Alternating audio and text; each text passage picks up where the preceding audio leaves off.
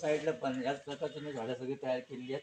त्यांनी कटिंग करून वेगवेगळ्या प्रकारचे रोपं लावून ती झाडं साईडला मी सगळी कुंड्या सगळ्या तयार केल्या आहेत. वेगवेगळ्या प्रकारची झाडं डब्यामध्ये राहून वेगवेगळ्या शोची झाडं सगळी आहेत. ती वेगवेगळ्या कलरची आहेत सगळी. वेगवेगळ्या कलरची झाडं आहेत. ते रंगीबेरंगीचे पानं आहेत त्यांना वेगवेगळ्या कलरची. आणि संपूर्ण ते डब्याचा वापर करून त्या झाडांना वाढवण्याचा मी प्रयत्न केला, जेणेकरून ते सुंदर दिसतील. ते बघू शकता तुम्ही प्रकारची ते सदाफूल झाड तिकडं आहे, बघू शकता.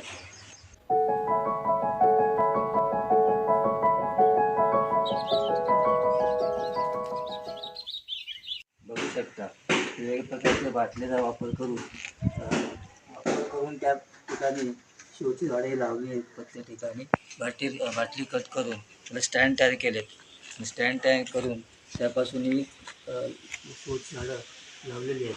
छोटे छोटे पॉट तयार केलेले आहेत. आपले छोटे पॉट असतात ते आपल्याला फेकून देतात.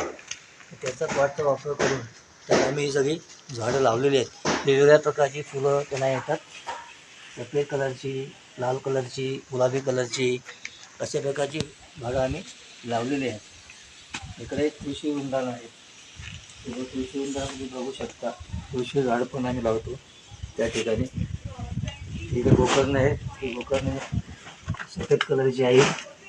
सफेद कलरचं फुलं आले तुम्ही बघू शकता. ही अशी मोठ्या प्रकारची वेल असते. ही जशी होतं झाड आहे काटेरी वेगळ्या प्रकारे छान दिसतो तो, पण त्याला हात लावत टोचतं ते, त्याला काटे असतात त्याला. लहान मुलांना त्याला हात लावून कधी द्यायचं नसतं त्याला. बघू शकता हे रात्री झाड मोठं आहे. ते रात्री झाड रात्रीच्या वेळी त्याला फुलं येतात त्याला, आणि इतकं त्याचा सुवास पूर्ण होतो पूर्ण. छानपैकी झाड आहे रातराणीचं, तुम्ही बघू शकता. झाड 200 झाड आहे. त्या सुद्धा पण चांगल्या प्रकारची येतं त्याला. आता पाऊस पण थोडं चालू झालेला आहे आणि ते झाड सगळं हिरवगार दिसते मस्त गेले छानपैकी. लाल प्रकारचे फुलं येतात त्याला. ते झाड कनेरीच आहे. त्याला लाल प्रकारची फुलं येतात मस्त त्यांनी. कारण फुलं अशी गुलाबाची फुलं आहेत दिसतात ना, त्या प्रकारची फुलं दिसतात. ती कनेरीची फुलं आहेत. ती लाल कलरची फुलं येतात त्याला. लावलेली आम्ही आहेत. कशी दिसतं काळाची पानं बघा. बघू शकता तिकडे आहे. माझं तुम्हाला झाड दाखवली त्या झाडांची कटिंग करून दिसते बघा. त्या ठिकाणी मी कटिंग करून झाडांनी कशी वाढवतो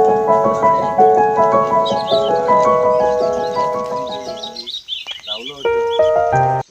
जोपासना करून ते वेगळ्या प्रकारे वाढलेलं आहे. ते नाझिया पद्धतीचा आंबा आहे. हा नाझिया पद्धतीचा आंबा आहे. तो जवळजवळ 1 वर्ष आलेला आहे. तो 2 वर्षांनी तेव्हा आंबे येतील त्याला. जसं ते गुलाबाचं झाड येतं तेवढ्या प्रकारचे गुलाब आहे. हा तो मी लावलेला आहे. तो कसं छानपैकी आलं आहे बघा. तो गुलाबाचं झाड आहे. आणि ह्या ठिकाणी ते जास्वंद झाड आहे. ते पांढरे प्रकारे जास्वंद आहे इथं. पण तिला कटिंग केल्यामुळे त्याला फुलं तर येत नाही. त्याला जास्त वाढण्यासाठी, पावसाळा जास्त वाढण्यासाठी त्याला कटिंग केल्यामुळे आता पुढे त्याला फुलं येतील त्याला. हे प्रकारचं झाड आहे. ते दुधाचं झाड आहे. ते पूर्ण याला लाल फुलं येतं त्याला. पूर्ण याच्या खाली एक कांदा असतो याला, याच्या खाली याला ह्याच्यामध्ये कांदा असतो तो, आणि तो कांदा खाली लावावा लागतो. मग त्याच्यानंतर त्याला त्या खालनं त्याचे वेगवेगळ्या प्रकारचे एक लाल कलरचा फूल निर्माण होते. वेगळ्या कलरची कर्दळी आहे ही, ती लावलेली आहे ती. ते पण चांगल्या प्रकारचे फुलं तुम्ही देवाची वापरू शकता. जवळजवळ हे 2 वर्ष झाड आहे लावलेलं आम्ही. तर त्याला आता चिकूचा बहुतेक चिकू फुलते आता तो. त्याला जवळजवळ 6 महिन्यानंतर तेव्हा चिकू बेपत्ताचं झाड जे लाभलेलं आहे जवळजवळ हे झाड पण 2 वर्षाचं आहे. झाडाला कढीपत्ते खाली ते आलेले आहेत, आणि जेवणामध्ये स्वादिष्ट वाढवण्याचं काम हा कढीपत्ता करतो नेहमी. चहापत्ती आहे ही आयुर्वेदामध्ये त्याला ज्याला भरपूर महत्त्व आहे चहापत्तीला. मी चहामध्ये ती उकळून प्यायची असते ती. त्याच्यामुळे त्याला स्वादिष्ट वाढतो. चांदी आहे ही लाल कलरची आहे. इकडे जास्वंदी एक आहे.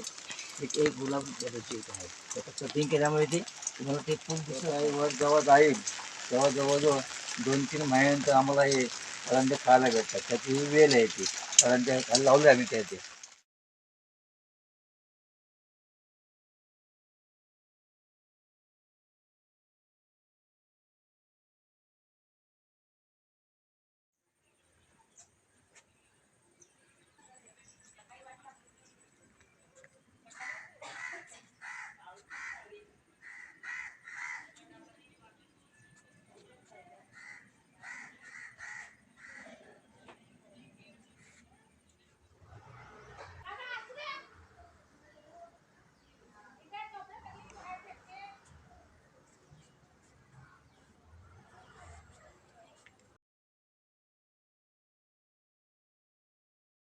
आता बघितलं असेल मी माझा जो परिसर आहे इतका मी ती झाडं थोडी लावलेली आहेत आणि त्याच्यात पण काही गोष्टी तुम्ही घ्या तुमच्या तुमच्या घरामध्ये किंवा परिसरामध्ये अशा प्रकारची तुम्ही झाडं लावू शकता. तुम्हाला आवडलं असेल तर तुम्ही शेअर करा, लाईक करा.